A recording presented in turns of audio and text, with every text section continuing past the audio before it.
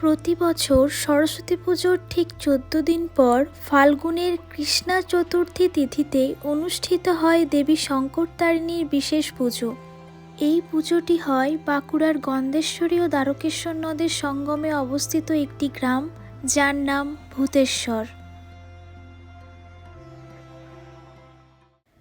এখানে যে শুধু পুজো হয় এমনটা নয়, এখানে বেশ বড় একটা মেলাও বসে। অনেক দূর দূর থেকে মানুষজন ছুটে আসে।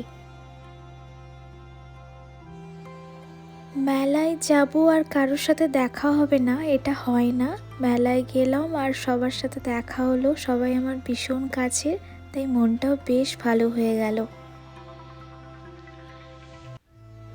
এই পুজোর প্রধান উপকরণ হচ্ছে বাসক ফল আর গুড়ের নাড়ু, যা স্থানীয়রা পাহাড় নামে চেনে।